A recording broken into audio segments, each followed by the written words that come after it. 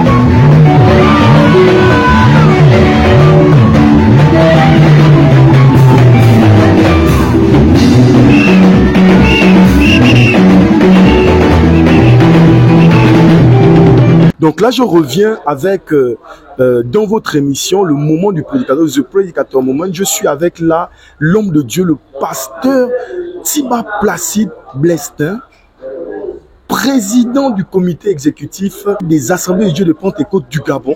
Gloire à Dieu, homme de Dieu. Alléluia, papa. Merci, papa. Vous nous avez entretenu ce matin avec une parole, certainement un enseignement, une mise en garde aussi, où on peut aussi dire cette parole était là pour certainement détecter les faux serviteurs de Dieu. Alors, pas pasteur, quels sont vos ressentis? Comment vous avez prêché cette parole? Est-ce qu'il y avait beaucoup d'engouement? Est-ce que ou c'était plus le bâton de l'homme de Dieu qui était là pour sévir? Alors, pas pasteur. Merci, papa. Non, l'homme de Dieu ne vient pas pour sévir le peuple de Dieu. La parole a été claire. Et si nous ne nous appuyons pas sur la parole de Dieu, ça veut dire que tout ce qu'on fait est charnel, parce que tout ce qui n'est pas dans la parole de Dieu est hors de la parole de Dieu. Et ce matin, le Seigneur nous a entretenus sur le fait qu'il y ait des faux. Il y a le faux dans l'église de Dieu. Il y a des faux serviteurs de Dieu. Parce qu'à travers le livre du prophète Isaïe, 29, comme vous l'avez su, le Seigneur dit, ce peuple m'honore de bout de lèvres, mais du fond de son cœur, il est éloigné de moi. Comme pour dire qu'on peut être nombreux rassemblés dans nos lieux de culte, mais si nous ne parlons Dieu que de bout de cœur, avec des cœurs remplis de mal, remplis de haine, remplis d'hypocrisie, remplis de jalousie, la crainte de Dieu n'y est même pas, nous sommes des faux serviteurs de Dieu. Et malheureusement, mes bien-aimés, il y a plusieurs faux serviteurs dans les églises parce que les gens ne voient que leur apparence, mais le fond de leur cœur, à la lumière des Écritures, nos cœurs sont encore loin de Dieu. Voilà pourquoi le thème du faux dans l'église de Dieu. Alors, pas pasteur, je reviens là. On va parler un peu de la sincérité dans la foi. Alors, pas pasteur, comment reconnaître une foi sincère? Vous êtes quand même un père. Vous voyez vos enfants. Comment on peut reconnaître, quels sont les signes d'une foi sincère chez un serviteur de Dieu? Merci, papa. Je ne veux pas aller très loin. Le premier signe d'une foi sincère chez un homme de Dieu, c'est d'abord son humilité. Il doit être humble. Le second signe, c'est que c'est un homme qui est pieux. C'est-à-dire la piété. L'amour de servir Dieu. Pas servir pour se faire voir, pas servir pour se vanter, mais servir en étant un homme complètement effacé. Qu'est-ce que je veux dire par là? On n'a pas besoin de se vanter pour dire que je suis un gros serviteur de Dieu. Mais les actes qu'on pose doivent attester qu'on a une vraie foi. Et la vraie foi, papa, nous le voyons dans le livre de Jacques, dans l'épître de Jacques. La foi doit être accompagnée des œuvres. Mais si nos œuvres sont contraires à ce que nous prêchons, à ce que nous disons, nous parlons d'amour, il y a la haine au milieu de nous. Nous parlons de paix et de joie, il y a des jalousies au milieu de nous. Ça veut dire qu'en réalité, cette foi-là n'est pas la vraie foi sincère. Parce que la vraie foi sincère nous épargne, nous éloigne progressivement du péché pour nous rattacher à Dieu. Alors, je rappelle à toutes fins utiles, je rappelle aux téléspectateurs, aux serviteurs de Dieu, aux servants de l'Éternel qui sont face à cet écran, que la parole de Dieu était dans Ésaïe 29, du verset 13 au verset 16. Alors, pas pasteur, je reviens là. On va parler un peu sur l'hypocrisie spirituelle. Parce qu'on parle, quand on parle de l'hypocrisie spirituelle, c'est un mot assez poignant, hypocrisie spirituelle. Comment dans la maison de Dieu, on peut encore retrouver des hypocrites spirituels et quels sont ces signes-là qui montrent un peu, qui démontrent que tel ou tel homme de Dieu est un hypocrite? Sinon, comment faire en sorte qu'il change? Amen, papa. Amen. Bon, merci. Oui, l'hypocrisie existe, papa. Et je tiens d'abord à vous dire, aucune parole n'a été prêchée ici si elle n'a pas été inspirée.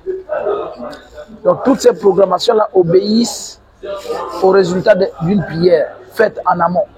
Alors papa, l'hypocrisie spirituelle, je vais vous prendre un exemple simple. Comment comprendre que dans une église, il y a des gens qui ne peuvent pas se dire bonjour. Mais pourtant, on est frères, on est sœurs en Christ, on part de nos maisons pour venir célébrer un culte. Comment comprendre que des gens se disent juste bonjour, juste bonjour. Les gens se disent bonjour, mais en réalité, ils se déjugent. C'est de ça, papa. Je voulais être pratique quand je vous disais tout à l'heure, je sais pas l'esprit, qu'il est parfois déplorable de voir des gens qui donnent l'impression d'être ensemble, mais qui se critiquent. Finalement, c'est quelle foi qu'on professe. On est ensemble et on critique les autres. On est ensemble, on met de côté la parole de Dieu pour imposer même parfois des principes qui n'ont rien à voir avec la parole de Dieu. C'est de ça que moi je qualifie, c'est ça que je qualifie l'hypocrisie spirituelle. On fait semblant de passer par Dieu pour dire certaines choses, alors qu'en réalité c'est pas Dieu. Non, c'est de l'hypocrisie. On est purement en faux devant Dieu et même devant les hommes. Quand on est de Dieu, on doit apprendre à dire la vérité à l'autre, même si ça fait mal, mais dis-le lui, parce qu'au moins ça peut l'aider. Et la Bible n'a pas eu tort de dire dans Jean que vous connaîtrez la vérité et la vérité vous affranchira. C'est la vérité qui rend libre. L'hypocrisie ne peut pas rendre libre, mais malheureusement, dans nos milieux, beaucoup cultivent plus l'hypocrisie que la sincérité. Et c'est ce qui est dommageable. Alors, pas pasteur, quand on regarde les serviteurs qu'il y a, qu'est-ce que vous dites à ces serviteurs-là qui pensent être agréables à Dieu, alors que peut-être ils ne sont pas? Merci papa. Tout à l'heure dans Matthieu 23, on l'a vu du verset 25 au verset 28, lorsque le Seigneur s'adresse aux pharisiens, aux scribes et autres, les faux serviteurs de Dieu sont ceux qui se passent pour des hommes de Dieu, mais dont le comportement, les agissements, que ce soit à l'église ou au quartier, sont le contraire même de ce qu'ils disent. Ce n'est pas qu'il y ait un tribunal pour juger, non. Tu ne peux pas te passer pour un homme de Dieu, et tous les jours ta vie est même le contraire de ce que tu dis. C'est déjà du faux, papa. C'est du faux. Et malheureusement, dans nos églises, parfois, on couvre le faux. Le faux prend plus place que la vérité. Et donc, ce matin, le Seigneur appelait là son peuple pour dire, nous sommes en début d'année, nous sommes en train de boucler le premier mois de l'année, changeons notre manière de servir Dieu. Ne servons pas Dieu comme par habitude, ne servons pas Dieu comme étant dans le mal, et on se passe pour quelqu'un qui est bien. C'est ça le faux, papa. Tu es dans un état de souillure, d'impureté, mais tu rentres quand même dans l'église de Dieu, tu peux prendre le micro, tu chantes. Si tu es un instrumentiste, tu peux prendre des instruments, tu joues, tu es prédicateur, tu montes à la chair, tu prêches, tu imposes les mots aux gens, tu sers Dieu là comment? C'est dans le faux, papa. Parce que Dieu voudrait que ceux qui le servent avec un cœur pur. D'où le principe de la confession aux ADP est exigeant. Et on ne doit pas biaiser là-dessus. Tout homme de Dieu doit apprendre à bien se confesser. Et une chose est de se confesser, une autre est de prier le Seigneur pour qu'il nous aide à abandonner les mots que nous dénoncions. Il n'y a que comme ça, papa, que Dieu pourra nous sortir de ce faux et faire de nous des vrais serviteurs de Dieu. Alors, Papa Pasteur, on va, avant de passer à une autre phase interrogative, nous allons revenir sur certains de vos propos. Sinon, le facteur bloquant des serviteurs de Dieu, vous avez évoqué lors de votre prédication le facteur bloquant. Parce que il y a des serviteurs de Dieu qui reçoivent des nouvelles brebis, mais on a l'impression que ces nouvelles brebis gagnent facilement les grâces du Seigneur, alors que le serviteur de Dieu qui est là depuis peine à s'accomplir, non seulement sur le plan spirituel, mais sur le plan physique. Alors, pas pasteur, les facteurs bloquants, quels sont les facteurs qui bloquent justement ces serviteurs, ces anciens-là, à capter les faveurs du Seigneur? Le premier facteur bloquant, papa, c'est le manque de repentance. Le deuxième facteur, c'est effectivement le faux, comme le Seigneur le dénonçait.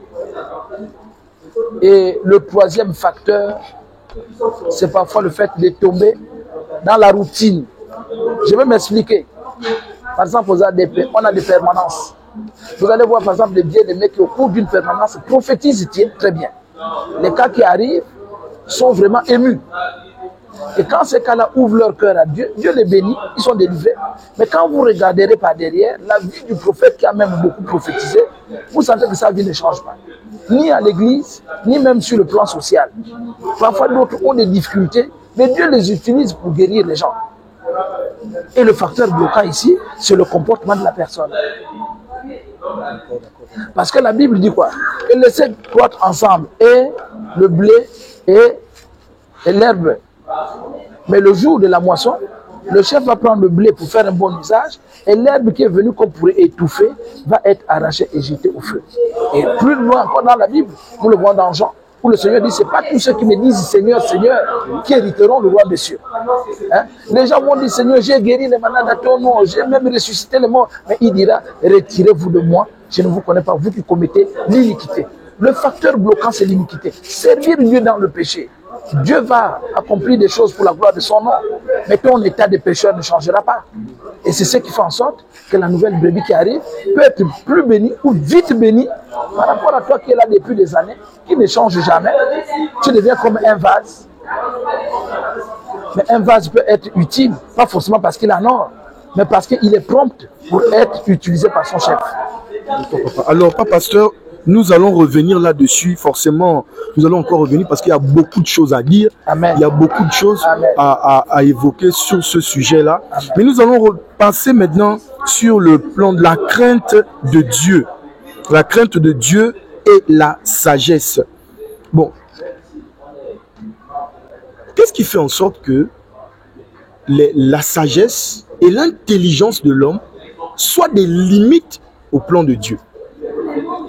Qu'est-ce qui fait en sorte que la sagesse et l'intelligence de l'homme soient des limites au plan. Dieu veut accomplir son plan dans nos vies, mais on a l'impression que la sagesse et notre intelligence limitent justement la main de Dieu. Qu'est-ce qui fait en sorte que nous tombions dans ce genre de choses, papa? Là, nous sommes dans l'épître de Jacques 3, où on parle de la sagesse charnelle et la sagesse qui vient d'en haut. La sagesse charnelle, elle est du domaine de discussion. La sagesse charnelle, elle est du domaine de la réflexion. Là où l'intelligence de l'homme s'oppose à la révélation spirituelle. L'homme va se mettre à réfléchir, à projeter des choses, et il se passera pour un homme sage. Et la Bible dit que cette sagesse-là, elle entraîne les divisions, elle entraîne les déchirures. Et dans nos communautés, parfois les gens se livrent même à des guerres, pour rien, pour la chefferie, pour ceci. Nous regardons à ce qui est matériel, nous ne regardons pas à ce qui est spirituel et puis nous mettons au ciel. C'est pour ça que Jacques va nous interpeller pour dire la sagesse d'en haut, elle est contraire à celle terrestre. Parce qu'il y a une sagesse terrestre, et la sagesse terrestre, c'est celle qui s'appuie sur notre intelligence. Et c'est à partir de ce moment que ça devient une limite à la manifestation de la volonté de Dieu dans nos vies. Or, la sagesse spirituelle, celle qui vient d'en haut, elle est conciliante. Celle qui vient d'en haut, elle est là pour apaiser les cœurs, elle est là pour apporter l'amour, elle est là pour apporter l'amour, elle est là pour apporter la réponse de Dieu aux questions auxquelles les hommes sont confrontés. Or, la sagesse des hommes, elle oppose plus les hommes en créant plus de problèmes et en les divisant. Vous pouvez voir ça dans Jacques 3. D'accord, papa pasteur. Et si on revient, parce que votre prédication, vous avez aussi évoqué certainement toujours les facteurs bloquants. Est-ce que, papa pasteur, la sagesse humaine, l'intelligence humaine ne sont pas là aussi des facteurs bloquants d'un serviteur de Dieu? La sagesse, l'intelligence humaine devient un facteur bloquant quand on va plonger dans le principe. Vous voyez dans la Bible, lorsqu'on nous parle du Réma et du Logos, et quand le Seigneur va nous parler de la loi, l'homme va s'appuyer sur la loi qu'il ne peut pas lui-même respecter.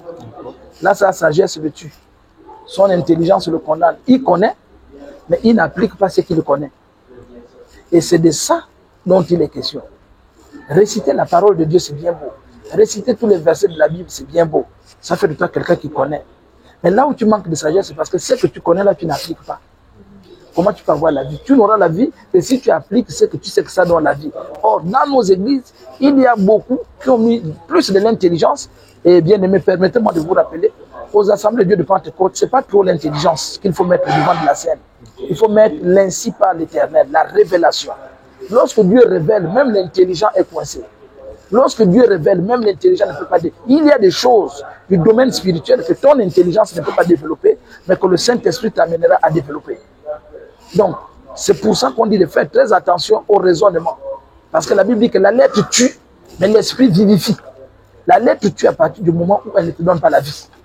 C'est le Saint-Esprit qui te donne la vie, vivifie, parce que le Saint-Esprit te donnera une connaissance autre de la lettre que l'autre a lu et qu'il n'a pas pu comprendre. Amen. Merci encore, homme de Dieu. Nous sommes là, en ce moment, en train d'apprendre de notre serviteur de Dieu, parce que là, vous êtes dans un enseignement poussé, et tout ça, c'est pour l'édification de l'Église. Amen, papa. Amen. Papa pasteur, nous revenons toujours sur la parole, parce que nous sommes là, c'est pour la parole de Dieu. Alors là, nous allons aborder la transparence devant le Seigneur. Et vous avez, sur l'autel là-bas, lorsque vous étiez à la chaire, vous avez crié que il est mieux d'être exposé. Alors, papa pasteur, oui. Qu'est-ce qu'on peut comprendre par cette... D'accord, papa, je comprends. Tout à l'heure, je disais que la transparence spirituelle, papa, ouais, lorsque nous nous mettons, c'est toujours dans l'épître déjà. Quand tu te mets face à un miroir, oui, s'il n'y a personne devant toi, tu vois que tu te vois toi-même. Exactement. C'est-à-dire, spirituellement, on ne se ment pas. Or, tout à l'heure, au cours de la prêche, je disais, je préfère quelqu'un qui est exposé. Oui. En d'autres termes, quelqu'un dont la faute est exposée et pour qui on peut avoir compassion. Oui. On va exhorter, on va prier pour lui. Que avoir affaire à celui-là qui se passe pour un homme de Dieu. Qui se passe vraiment pour un homme de Dieu, mais qui en réalité réunit Dieu dans son comportement, réunit Dieu dans ce qu'il fait, réunit Dieu dans sa pratique, dans son langage. C'est pour ça que j'ai dit, je préfère celui dont la faute est exposée. Plus il s'est exposé, plus ça peut pousser les gens à t'exhorter. Mais si tu commets des fautes en cachette, Quand tu te passes devant les gens, tu te passes pour un homme bien. Qui peut t'exhorter, papa?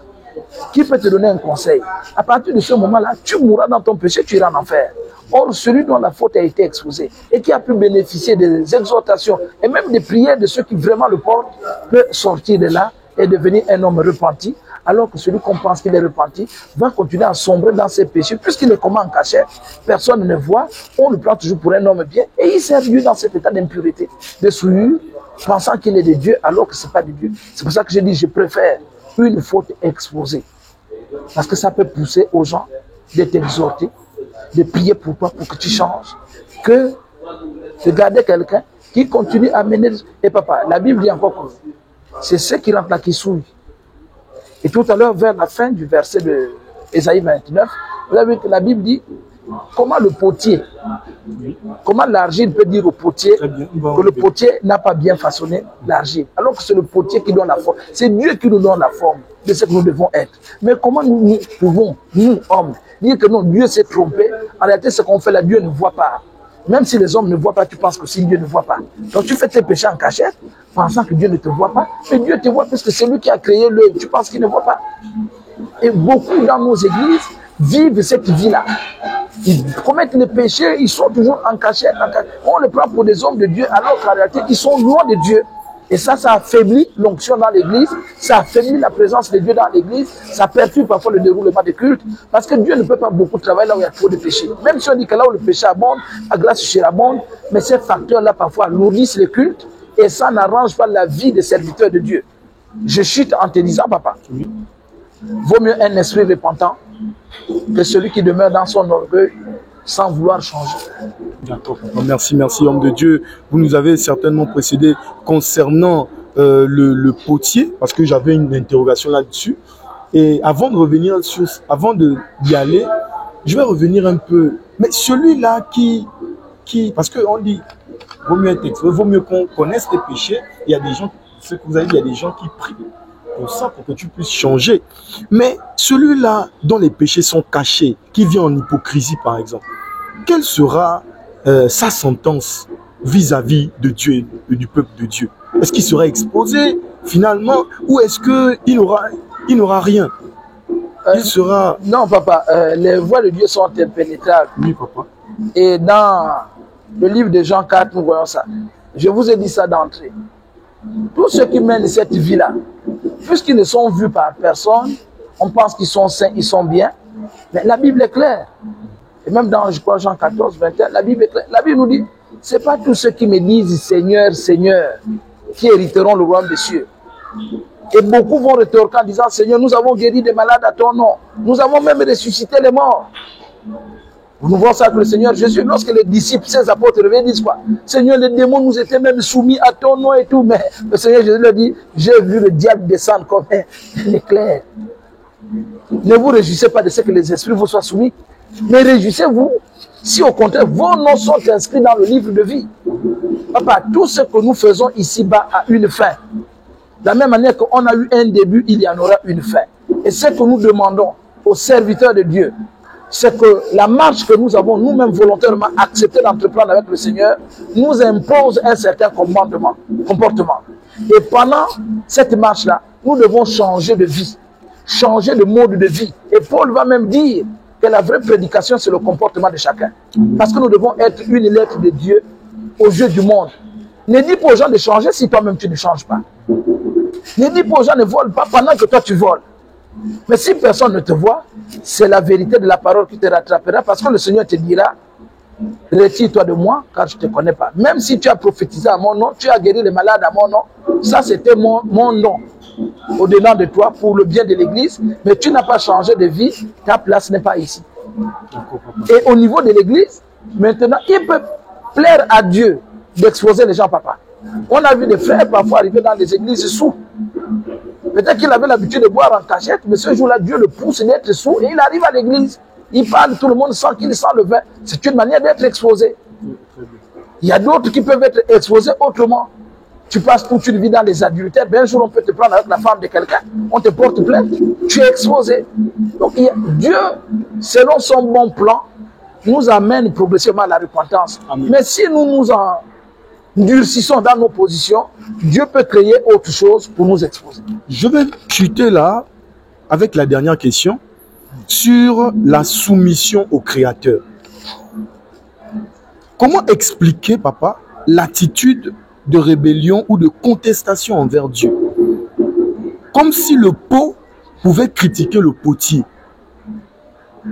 Papa, comment on peut expliquer ça? Il y a maintenant comme une rébellion. C'est l'église de la dernière heure, papa. Amen. C'est le serviteur de la dernière heure. Et ça, nous pouvons voir, je crois, dans le livre de l'Épître Paul à, je crois, Timothée. Nous pouvons voir ça. Voilà.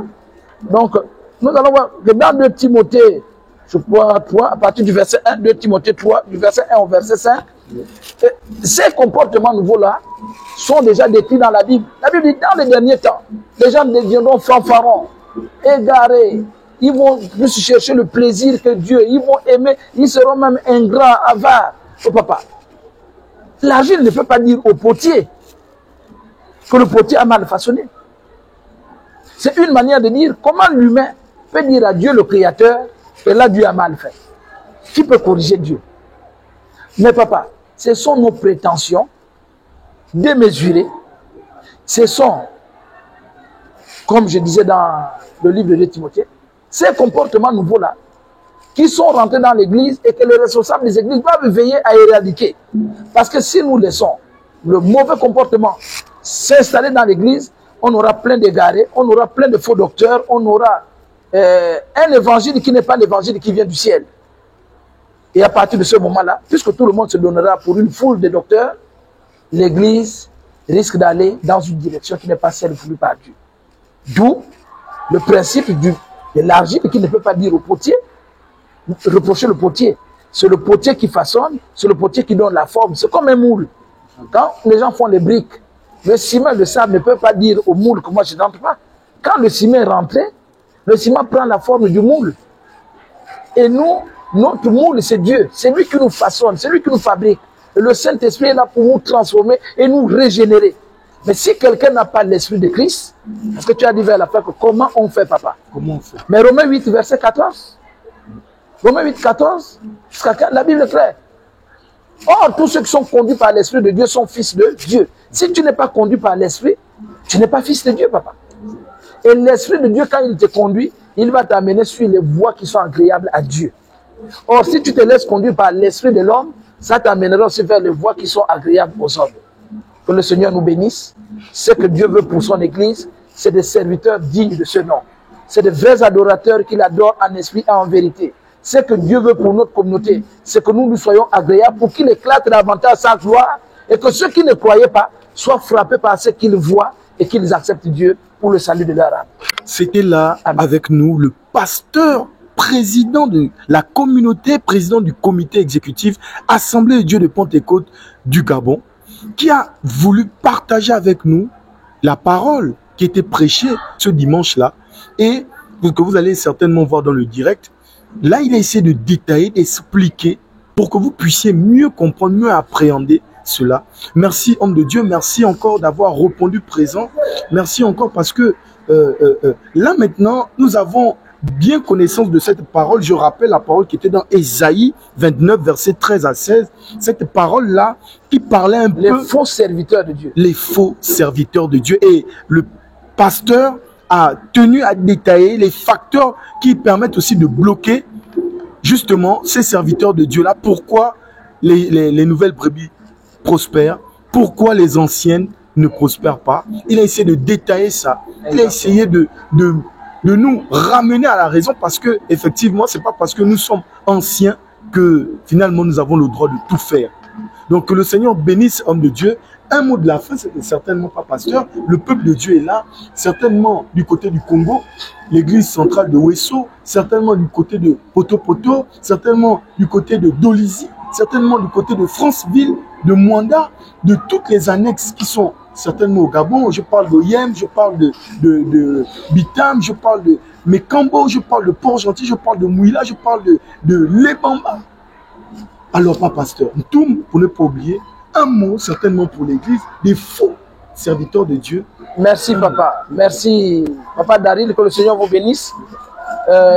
Mon mot de fin à l'endroit de la communauté pentecôtiste, c'est que frères, sortons des schémas anciens qui sont plus le résultat des traditions, des habitudes et qui ne nous ont pas permis de nous examiner nous-mêmes et de suivre la vraie voie de Dieu. Parce que le principe du faux ou des faux serviteurs existe dans toutes nos communautés, dans toutes nos églises et même dans notre manière de servir Dieu. Et Dieu ne voudrait plus qu'on le serve de cette manière, il voudrait qu'on le serve de la manière qui lui est agréable. Parce que tout ce que chacun aura fait en cachette, la Bible dit que chacun récoltera ce qu'il aura semé. Si nous voulons être cette bonne église-là, dont le pasteur prophète Demba Esaïe avait reçu la révélation, mettons de côté les raisonnements des hommes, mettons de côté l'intelligence charnelle, mettons de côté les calculs humains.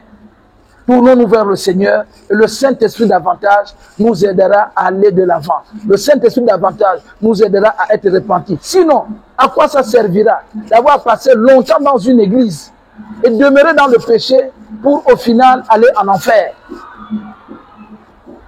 Alors, veillons à ce que le faux et les habitudes fausses ne viennent pas s'installer dans l'église de Dieu.